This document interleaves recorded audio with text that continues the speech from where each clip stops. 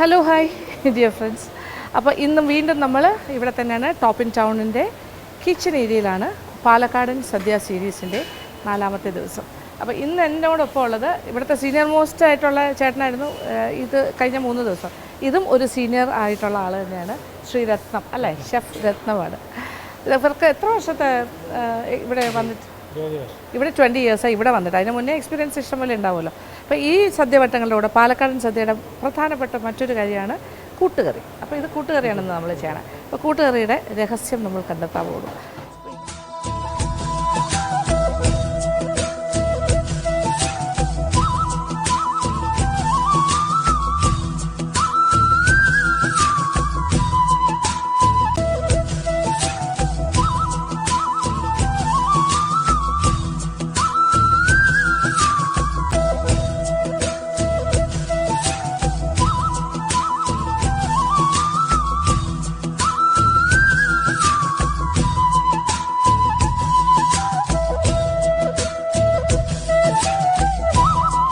ഇവിടെ കഷ്ണങ്ങളെന്ന് പറഞ്ഞാൽ കുമ്പളങ്ങയും ചേനയും മാത്രമേ ഇടുന്നുള്ളൂ, ശരിയല്ലേ?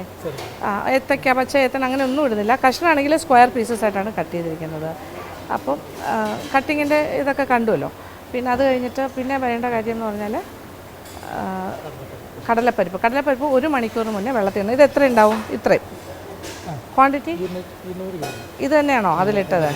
200 ഗ്രാം കടലപ്പരിപ്പ് കുതിർത്തത്. പിന്നെ ചേന ഏതാണ്ടൊരു എത്ര വരും? 150 ഗ്രാം. 150. അപ്പോൾ 150 വെജിറ്റബിൾ 300 ഗ്രാം, കടലപ്പരിപ്പ് 250 ഗ്രാം. അപ്പോൾ എല്ലാം ഓക്കെ. മഞ്ഞപ്പൊടി, മുളക് പൊടി, ശർക്കര ഉണ്ടാവും, കുരുമുളക് പൊടി ഉണ്ട്, പിന്നെ വറുവൽ കാര്യങ്ങൾ. തേങ്ങ ഒരു ഫുൾ തേങ്ങ എടുത്തിട്ടുണ്ട് തോന്നുന്നല്ലേ. ഒരു ചെറിയൊരു തേങ്ങ നിറച്ച് 2 കപ്പ് 2.5-3 കപ്പോളം ഉണ്ട് തോന്നുന്നു. അളവ് ഇത്ര എടുക്കുമോ നമ്മൾ? ഇത്ര വേണ്ടല്ലോ. വറുത്തിടാനും വേണം, അരയ്ക്കാനും, എല്ലാം കൂടി ചേർത്ത് ഒരു തേങ്ങ. പിന്നെ അതിപ്പോൾ ജീരകവും തേങ്ങയും കൂടി ചേർത്തിട്ടാണ് അരയ്ക്കുന്നത്. അരവ് അത് ആ സമയമാകുമ്പോൾ ഞാൻ കാണിച്ചു തരാം കേട്ടോ, അതെങ്ങനെയാണ് അതിൻ്റെ അരപ്പിൻ്റെ ഒരു കൺസിസ്റ്റൻസി. അപ്പോൾ തുടങ്ങാം. ആദ്യം കഷ്ണങ്ങൾ വേവിക്കലായിരിക്കും ഫസ്റ്റ് നടക്കാൻ പോണേ.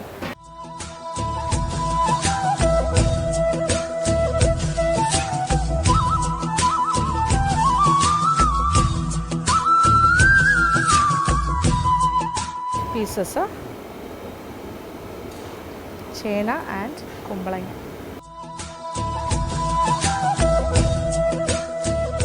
ഇതൊക്കെ ഏകദേശം ഒരു 10 മുതൽ 15 പേർക്ക് വരെ സുഖമായിട്ട് കഴിക്കാൻ പറ്റുന്ന ഒരു അളവിലാണ് ഉണ്ടാക്കുന്നത്. 10 people to 15 people എടുക്കുന്ന ഇതുപോലെ ഇരിക്കും. നമ്മൾ എത്ര വിളമ്പ്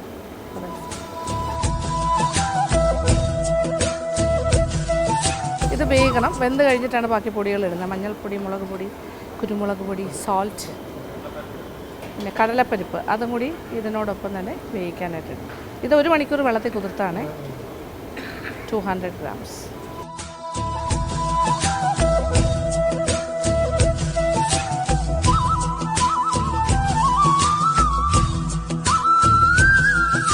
അപ്പോൾ ആക്റ്റീവായിട്ട് നടക്കുന്ന ഒരു കിച്ചണാണ്, ആക്റ്റീവ് കിച്ചൺ. എൻ്റെ പിന്നിലൊക്കെ ആൾക്കാരൊക്കെ പല ജോലിയാണ്. അപ്പോൾ കുറച്ച് ജോലിയൊന്നും ഒതുങ്ങിയിട്ട് വന്നു, പക്ഷേ ഇടയ്ക്കിടയ്ക്ക് ജോലി നടക്കുന്ന.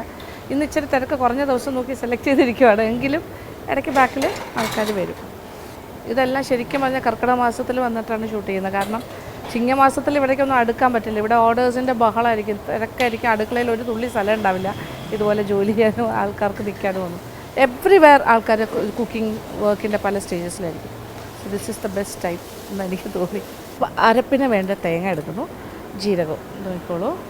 ഏകദേശം ഒരു 2 കപ്പ് തേങ്ങ ചെറുകിയത്. അതിലേക്ക് 1 ടീസ്പൂൺ, 1.25 അല്ലേ, അതെ 1.5 വരെ ആകാം, 1.25 ടീസ്പൂൺ ജീരകം, നല്ല ജീരകം ചേർത്ത്.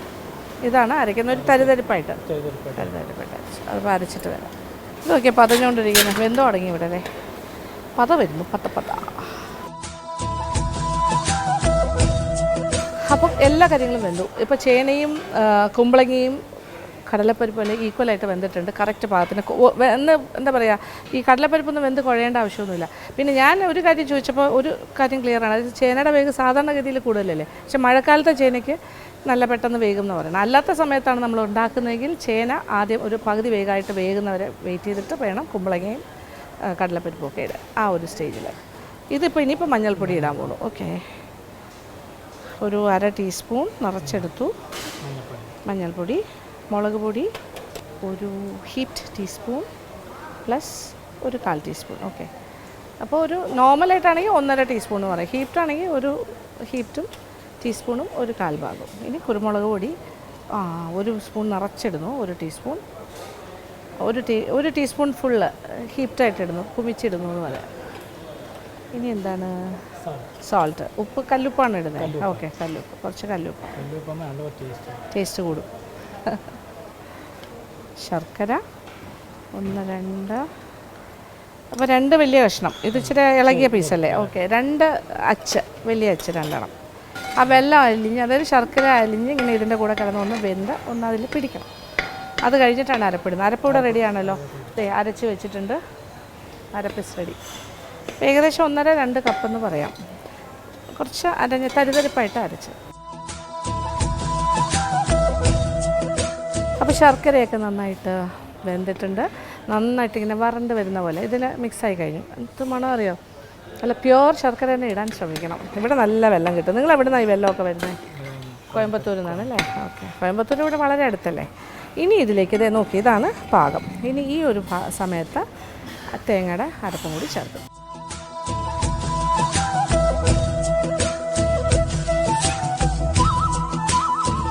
ഇതിൻ്റെ ഒരു പച്ചച്ചുവ പോകണം അല്ലേ, ജീരകത്തിൻ്റെയും തേങ്ങയുടെ. ഇത് കഴിഞ്ഞിട്ട് കറിവേപ്പിലയും കൂടി ഇടുന്നു.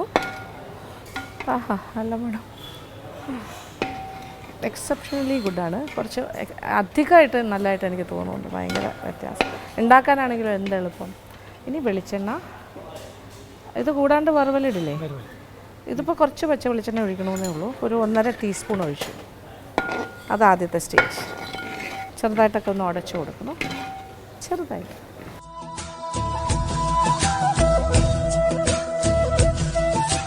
അപ്പോൾ ഇനിയൊരു താളിപ്പെന്ന് പറഞ്ഞാൽ വെളിച്ചെണ്ണയിൽ കടുക്, ഉഴുന്നുപരിപ്പ്, കറിവേപ്പില, വറ്റൽമുളക് വേണ്ടെന്നാണ് പറയുന്നത്. നോക്കിയാൽ പാകം അടിപൊളിയായിട്ടുണ്ട്. കുറച്ച് ടൈറ്റായിട്ടാണ് ചെയ്യുന്നത്. എല്ലാം ഇങ്ങനെ ഇലയിൽ വെച്ചാൽ അവിടെ ഇരിക്കും, ഒലിച്ചൊന്നും പോവില്ല. അപ്പോൾ ഇനി വറവൽ തുടങ്ങി. ഒരു എത്ര എണ്ണ ഒഴിക്കാൻ പോകണം? വെളിച്ചെണ്ണയാണ്. വെളിച്ചെണ്ണയിൽ കടുക് താളിച്ചിടാം.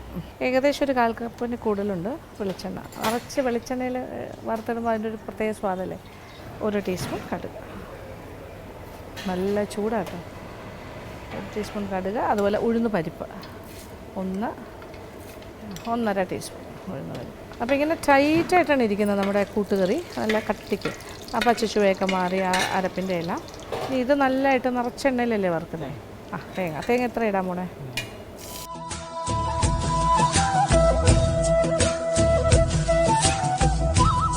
ഏകദേശം ഇതിപ്പോൾ ഒരു 1.5 കപ്പ് തേങ്ങ വറുത്തിട്ടുണ്ട്. കറിവേപ്പില അരച്ചതിനെക്കാട്ടിലും കൂടുതൽ വറുത്തിടാൻ തോന്നുന്നു അല്ലേ? അരപ്പുണ്ട് എങ്കിലും വറുത്തിടുന്നതിനാണ് സ്വാദ് കൂടുതൽ. അവസാനം നല്ല മൊരിച്ച് കൂട്ടുകറിയിലിട്ട് ആക്കും.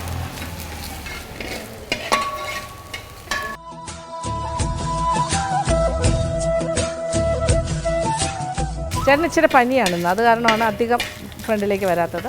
റെസ്റ്റ് കൊടുത്തിരിക്കുക. മെയിനായിട്ടുള്ള അസിസ്റ്റൻറ്റിനെ തന്നെ വിട്ടു തന്നിരിക്കുന്നു. പുള്ളിയുടെ ഒരു സൂപ്പർവിഷൻ ഉണ്ട് ടോട്ടലി എല്ലാ കാര്യത്തിലും. നല്ല മണം. വെളിച്ചെണ്ണയിൽ ഇങ്ങനെ തേങ്ങ വറുത്ത് വരുമ്പോഴേ അയ്യോ രക്ഷയില്ല. അപ്പം നമ്മുടെ ഈ നാടൻ വിഭവങ്ങളെയൊന്നും വെല്ലാൻ വേറെ ഒരു കറികൾക്ക് സാധിക്കില്ല. പ്രത്യേക വൈബാണ്. അതേ കറക്റ്റ് പാകത്തിന് നല്ലതായിട്ട് തേങ്ങ മൊഴിഞ്ഞ് കഴിഞ്ഞു. ഇനി അത് കൂട്ടുകറിയുടെ മുകളിലേക്ക് ഇടും. പാകമൊക്കെ കറക്റ്റായിരിക്കണം ഈ ഒരു സ്റ്റേജിലാണ്. അപ്പോൾ ഈ കൂട്ടുകറിയുടെ മണവും രുചിയുമാണ് ഒരു സദ്യ തീരുമാനിക്കുന്നതെന്ന് ചില സ്ഥലത്തൊക്കെ പറയും. നമ്മുടെ നാട്ടിലാണെങ്കിലും അവിടുത്തെയും കൂട്ടുകറി വളരെ പ്രധാനമാണ്. എരിശ്ശേരി വയ്ക്കുമ്പോഴാണ് മഹാബലി വരുന്നതെന്നൊക്കെ പറയില്ല. അതുപോലെ ഇതുപോലെ തേങ്ങ വറുത്തിടുന്ന കറികളിൽ നല്ല അതിൻ്റെ ഒരു സ്വാദ മണത്തിലൂടെ നമുക്ക് അറിയാൻ സാധിക്കും. നന്നായിട്ട് മിക്സ് ചെയ്ത് അപ്പോൾ എളുപ്പത്തിൽ പാലക്കാടൻ സ്റ്റൈൽ കൂട്ടുകറി റെഡി. അപ്പോൾ ഇപ്രാവശ്യത്തെ ഓണസദ്യക്ക് പാലക്കാടൻ കൂട്ടുകറി ഉണ്ടാക്കാൻ മറക്കണ്ട.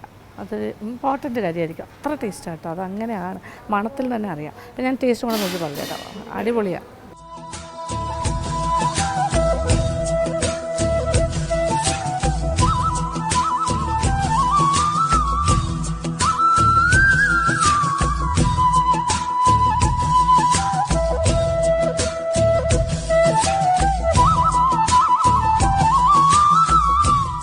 മധുരമുള്ളൊരു കൂട്ടുകറിയാണ്. ശർക്കര ചേർക്കുന്നുണ്ടല്ലോ, സംതിങ് ഡിഫറെൻറ്റ്, പക്ഷേ ഭയങ്കര ടേസ്റ്റാണ്. ഇച്ചിരി മധുരമാണ് ഇവിടുത്തെ കൂട്ടുകറി എന്ന് പറഞ്ഞാൽ, ഇച്ചിരി മധുരമുള്ള കൂട്ടുകറി.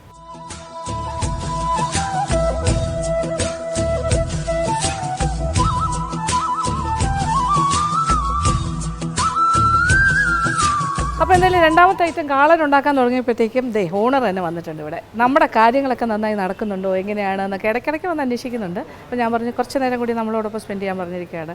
ഭയങ്കര തിരക്കാണ്. ശരിക്കും രാജുവേട്ടൻ എന്നാണ് എല്ലാവരും വിളിക്കുന്നത്. ഹീസ് വെരി പോപ്പുലർ, ആ പേരിലാണ് അറിയപ്പെടുന്നത്. റിയൽ നെയിം എന്ന് പറഞ്ഞാൽ നടരാജ്, അതാണ് യഥാർത്ഥ പേര്. അപ്പോൾ ഇത്രയും വലിയൊരു ബിസിനസ് സാമ്രാജ്യം നടത്തുന്ന ഒരാളാണ്. അപ്പോൾ ഒരുപാട് ഗസ്റ്റുകൾ വരുന്നു, അങ്ങനെ ഇങ്ങനെ ഭയങ്കര പാടാണ്. ഇവരുടെ ഹോസ്പിറ്റാലിറ്റി എനിക്ക് എടുത്തെടുത്ത് പറയേണ്ടി വരും. എന്താ പറയുക, സ്വന്തം വീട്ടിലെ ഒരു അംഗത്തിനെ പോലെ തന്നെയാണ് എന്നെ ട്രീറ്റ് ചെയ്തതും എന്നോടൊപ്പം വന്നവരെ.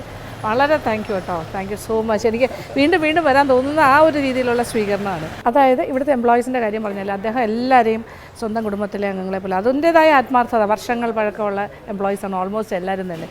ഒരു ഫാമിലിയിലേക്ക് വരുന്നൊരു ഫീൽ തന്നെയാണ് എനിക്കിവിടെ വന്നു കഴിഞ്ഞപ്പോൾ.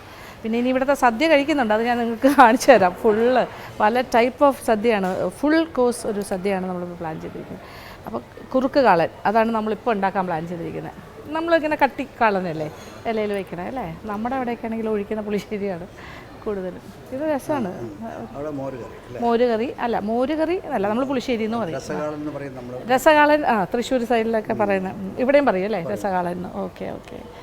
നമ്മൾ മാമ്പഴം, പൈനാപ്പിൾ ഇങ്ങനത്തെ ഒക്കെ ഇട്ടിട്ട് പുളിശ്ശേരി ഉണ്ടാക്കും. ഓക്കെ, അപ്പോൾ നമുക്ക് തുടങ്ങാം. അപ്പോൾ എന്താ ഉണ്ടാക്കി, ഇതിലിപ്പോൾ കായും ചേനയുമാണ് പ്രധാനപ്പെട്ട വെജിറ്റബിൾസ്. ഇത് വേകാനുള്ള വെള്ളം. അപ്പോൾ ഈ തൈര് എന്ന് പറയുന്നത് നമ്മൾ വിചാരിക്കും തൈര് ഒഴിച്ചാൽ പിരിഞ്ഞു പോകും, പക്ഷേ ഈ കാളനിൽ ആ സംഭവമേ ഇല്ല. അതിൽ കിടന്നാണ് ഇങ്ങനെ വേകണത്. ഇതൊരു പകുതി വേകാകുമ്പോൾ തൈര് ഒഴിക്കും, അതാണ്. ആ രീതിയിലാണ് കട്ട് ചെയ്തിരിക്കുന്നത്, ചതുര കഷ്ണങ്ങളായിട്ട്. 250 ഗ്രാം നേന്ത്രക്ക, പച്ചയത്തക്ക ആൻഡ് 250 ഗ്രാം ചേന. അപ്പോൾ ഈ കാലത്തെ ചേനയ്ക്ക് നല്ല വേഗമാണ്, പെട്ടെന്ന് തന്നെ വേഗം, മഴക്കാലം കഴിഞ്ഞതുകൊണ്ട്. ഇവിടെ എല്ലാ കാര്യങ്ങളും വേകാനിട്ട് ഏതാണ്ട് പകുതി ഓൾമോസ്റ്റ് വെന്ത് കഴിഞ്ഞിട്ടാണ് പൊടികൾ ഇടുന്നത്. മഞ്ഞൾപ്പൊടിയാണെങ്കിലും കുരുമുളക് പൊടിയാണെങ്കിലും ഉപ്പും, അങ്ങനെ ഒരു വ്യത്യാസം കൂടി എനിക്ക് തോന്നി. നമ്മുടെ അവിടെ ആണെങ്കിൽ നമ്മൾ വേവിക്കുന്ന സമയം തന്നെ എല്ലാ പൊടികളും ഇട്ട് വേവിക്കും, പക്ഷേ ഇതങ്ങനെയല്ല, ഓൾമോസ്റ്റ് ഡണ്ണായി കഴിഞ്ഞിട്ടാണ് പൊടികൾ ഇടുന്നത്. അപ്പോൾ കഷ്ണങ്ങളൊക്കെ വെന്ത് കഴിഞ്ഞു. ഇനി തൈരൊഴിക്കുന്നു, അതോടൊപ്പം പൊടികൾ ഇടുന്നു, അതാണ് അതിൻ്റെ പ്രോസസ്സ്. ഇതിപ്പോൾ 1/2 ലിറ്റർ തൈര്. നമ്മൾ വിചാരിക്കും അയ്യോ ഇത് പൊട്ടിപ്പോവും പെട്ടെന്നേ ഈ പിരിഞ്ഞു പോകുന്നു, പക്ഷെ അങ്ങനെയല്ല, ഇങ്ങനെ വറ്റി വറ്റി റെഡിയാകും. മഞ്ഞൾപ്പൊടി ഓക്കെ 1 ടീസ്പൂൺ ഇട്ടു അല്ലേ. 1 ടീസ്പൂൺ മഞ്ഞൾപ്പൊടി, 1 ടീസ്പൂൺ കുരുമുളക് പൊടി, ഉപ്പ്. അപ്പം ഉപ്പിട്ടു, പിന്നെ അത് കഴിഞ്ഞ് കുരുമുളക് പൊടി ആൻഡ് മഞ്ഞൾപ്പൊടി, 3 കാര്യങ്ങൾ. ഇനി ഇത് വറ്റിക്കണം. ഇളക്കിക്കൊണ്ടിരിക്കണം എന്നുണ്ടോ? ഇല്ല, അത് കടന്ന് വറ്റിക്കോളും. പിരിഞ്ഞാലും കുഴപ്പമില്ല, പിരിഞ്ഞില്ലെങ്കിലും കുഴപ്പമില്ല, അത് വറ്റി നല്ലതായിട്ട് സെറ്റ്. എന്തായാലും പിടിയും, അത് വറ്റി റെഡി ആയിക്കോളും. അപ്പോൾ അരപ്പ് റെഡിയാക്കാം. തേങ്ങ, ഒരു ചെറിയ നാളികേരം, അത് ഫുള്ള് ഒന്നിൻ്റെ പകുതി, ഇത്ര, ഒരു 2-2.5 കപ്പ്. അതിനകത്തേക്ക് എഗെയിൻ കുരുമുളക് ചേർക്കുന്നു, ഒരു 1/2 ടീസ്പൂൺ കുരുമുളകിൻ്റെ മുഴുവൻ കുരുമുളക്. പിന്നെ ജീരകം 1 ടീസ്പൂൺ, 1.25 ടീസ്പൂൺ ജീരകം, നല്ല ജീരകം. പച്ചമുളക് എത്ര ഇടുന്നു? 5 പച്ചമുളകും കൂടി ചേർക്കണം. ഇതാണ് അരയ്ക്കാനായിട്ടുള്ള അരപ്പ്. 4 പച്ചമുളക്, നല്ല ഇച്ചിരി വലിപ്പമാണ്, ഇച്ചിരി എരിവുള്ളതെന്ന് തോന്നുന്നു അല്ലേ. ഓക്കെ, നല്ല എങ്ങനെ നന്നായിട്ട് അരയ്ക്കണ്ടേ? നന്നായിട്ട് അരയ്ക്കാം, fine paste.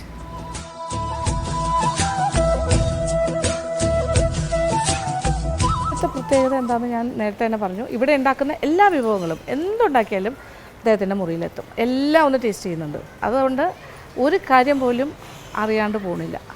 Quality checking is very important. ഈ എല്ലാ ലെവലിലും ക്വാളിറ്റി ചെക്കിംഗ് ഉണ്ട്. ഇവിടെ ക്വാളിറ്റി സൂപ്പർവൈസർ ഉണ്ട്. അതിങ്ങനെ എല്ലാ എന്താ പറയുക, ഒരു പ്രോട്ടോക്കോൾ കഴിഞ്ഞിട്ട്, അതായത് പല പല തട്ടുകളിലായിട്ട് ആണ് ഫൈനലി ഇറ്റ് റീച്ചസ് അവിടെ എത്തും, റൂമിലേക്ക്. അങ്ങനെയാണ്, വൈകുന്നേരം കൊണ്ട് കുറേ സാധനങ്ങൾ അവിടെ എത്തും. അപ്പോൾ ഇങ്ങനെ അടുക്കളയിലും വന്ന് ഇന്നിപ്പോൾ നമ്മളോടൊപ്പം നിൽക്കുകയാണ്. കുറുക്ക് കാളൻ ഓൾമോസ്റ്റ് റെഡി, വറ്റിക്കഴിഞ്ഞു. ഇതേ നോക്കിയേ, ഇതാണ് ഈ ഒരു കൺസിസ്റ്റൻസിയാണ്. ഇനിയാണ് അരപ്പ് ചേർക്കുന്നത്. തേങ്ങ, പച്ചമുളക്, ജീരകം, കുരുമുളക്.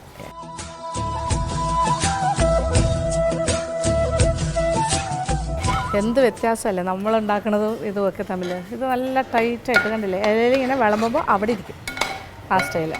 പണ്ട് പറഞ്ഞ പഴമക്കാർ പറഞ്ഞില്ലേ, എറിഞ്ഞാൽ അവിടെ പോയി നിൽക്കണം എന്നാണ് കുറുക്ക് കാളൻ.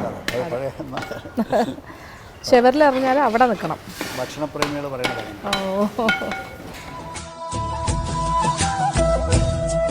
ഇനി അതിൻ്റെ ഒരു പച്ച മാറുന്നവരെ ഇങ്ങനെ എടുക്കാം. ചെറിയ തേയിലിട്ടിട്ട് നമ്മൾ ചെയ്യുമ്പോഴേ ഇതിൻ്റെ ഉപ്പുണ്ടോന്നും നമ്മൾ നോക്കാൻ പാടില്ല. അതെ അതെ, അച്ചിലാക്കാൻ പാടില്ലല്ലോ. അത് ശരിയാ, ഉപ്പ് നോക്കാണ്ട് വരെ ചെയ്ത് കൊടുക്കണം ക്ഷേത്രത്തിലൊക്കെ ചെയ്യുമ്പോൾ.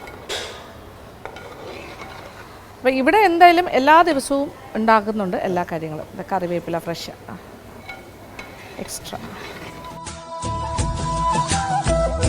അപ്പോൾ അതായത് 365 ദിവസം ഇവിടെ സദ്യ ഉണ്ട് എന്ന് തന്നെ പറയാം അല്ലേ? ഏകദേശം. കർക്കിടകം, കന്നി, കുംഭമാസങ്ങളിലൊക്കെ പൊതുവേ ഒരു കല്യാണങ്ങളൊന്നും ഇല്ല, സീസൺ കുറവായതുകൊണ്ട് എന്നാലും സദ്യ ഉണ്ടാവുമല്ലോ, നടക്കും. വറുവല ഇടുന്നു, വറുത്ത കാര്യങ്ങളാണ്. വെളിച്ചെണ്ണയിൽ കടുക്, പച്ചമുളക്, കറിവേപ്പില, ഉലുവ, ഇച്ചിരി ഉലുവാപ്പൊടിയും കൂടി ലാസ്റ്റ് ചേർക്കാം, 1/4 ടീസ്പൂൺ. അപ്പോൾ പെർഫെക്റ്റ് കുറുക്ക് കാളൻ ഇസ് റെഡി. അടിപൊളി, കളറെല്ലാം ഓക്കെയാണ്, മണം ഓക്കെയാണ്. മണക്കുമ്പോൾ തന്നെ അറിയാമല്ലോ, രുചി അറിയാൻ പറ്റും. ചില കാര്യങ്ങൾ അങ്ങനെയാണ്. പെർഫെക്റ്റ് ഒരു കാളൻ്റെ, നല്ല കുറുക്ക് കാളൻ്റെ മണം ഗംഭീരമായിട്ടുണ്ട്. ഇതൊരു 10 മുതൽ 12 പേർക്ക് സുഖമായിട്ട് കഴിക്കാം.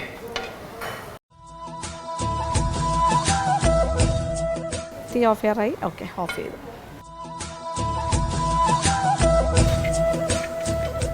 കുറുക്ക് കാളൻ്റെ കഷ്ണം നല്ല ചൂടാണ്. ടേസ്റ്റിങ്. കഷ്ണമൊക്കെ പാകത്തിന് വെന്തിങ്ങനെ അത്യാവശ്യം നല്ല സോഫ്റ്റായിട്ടുണ്ട്. ചൂട്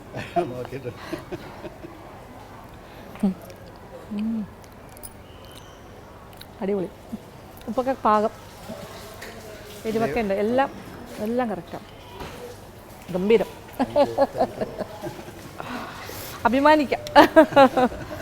ഇത്ര നല്ല ഭക്ഷണം ഇങ്ങനെ ആൾക്കാർക്ക് വിളമ്പാൻ സാധിക്കുന്നതിനൊരു വലിയ ഭാഗ്യമാണ് ഈ ഇൻഡസ്ട്രിയിൽ നിൽക്കുന്നവർക്ക്. ശരിക്കും അതൊരു നല്ലൊരു അനുഗ്രഹമല്ലേ?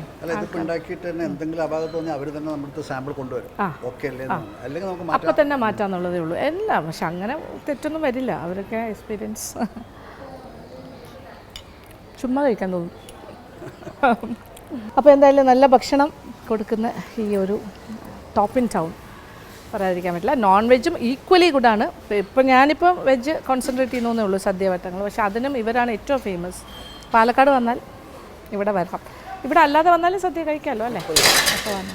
പിന്നെ ഓണക്കാലത്ത് ഇഷ്ടം പോലെ പാർസൽ പോകുന്നുണ്ടാവും അല്ലേ? പാക്കേജ് വീടുകളിലേക്ക് ബുക്കിംഗ് നേരത്തെ തന്നെ ബുക്കിംഗ് തുടങ്ങും. അയ്യോ, അത് കഴിഞ്ഞാൽ പിന്നെ കിട്ടില്ല. അയ്യോ ദൈവമേ, നേരത്തെ ഒന്ന് ബുക്ക് ചെയ്തോളൂ. സ്ഥിരം കസ്റ്റമേഴ്സ്, ബാക്കി ഇഷ്ടംപോലെ കാറ്റേഴ്സ് ഉള്ളതുകൊണ്ട് ഇനി പുതിയ ആൾക്കാർ വന്നാൽ എന്ത് ചെയ്യും? അയ്യോ, എല്ലാ കാറ്റേഴ്സിനും അതിനുള്ള സംവിധാനങ്ങളുണ്ട്, ഇഷ്ടംപോലെ അവർക്കുള്ള സൗകര്യം ഇഷ്ടംപോലെ ആണ്. എന്തായാലും ധാരാളമായിട്ട് ഓണക്കാലത്ത് ഇവർ ഭയങ്കര ബിസി ആയിരിക്കും. ഞാനിപ്പോൾ നേരത്തെ വന്ന എല്ലാ കാര്യങ്ങളും മനസ്സിലാക്കി. അപ്പോൾ സദ്യവട്ടത്തിൻ്റെ പ്രധാനപ്പെട്ട കറികളെല്ലാം കഴിഞ്ഞു. അപ്പോൾ എന്തായാലും സന്തോഷം. Thank you so much. സാന്നിധ്യം ഞങ്ങൾക്ക് എല്ലാവർക്കും സന്തോഷം. ഇവിടെ വന്നപ്പോൾ വീട്ടിൽ നിൽക്കുന്ന പോലെ തന്നെയാണ്. Thank you so much. അപ്പോൾ എന്തായാലും ഇന്നത്തെ വീഡിയോ എല്ലാവർക്കും ഇഷ്ടപ്പെട്ടു എന്ന് വിചാരിക്കട്ടെ. എല്ലാവരോടും എന്തെങ്കിലും പറയാം വേണമെങ്കിൽ, നമ്മുടെ യൂട്യൂബ് ഫാമിലിയാണ്, നമ്മുടെ സ്വന്തം ആൾക്കാർ തന്നെയാണ്. എല്ലാവരോടും അയ്യോ, രക്ഷയില്ല കേട്ടോ. ഭയങ്കര എളിമയും എന്താ പറയേണ്ടതെന്ന് എനിക്കറിയില്ല. അപ്പോൾ thank you so much. Thank you for watching and keep on watching Lakshmi Nair vlogs. Love you all.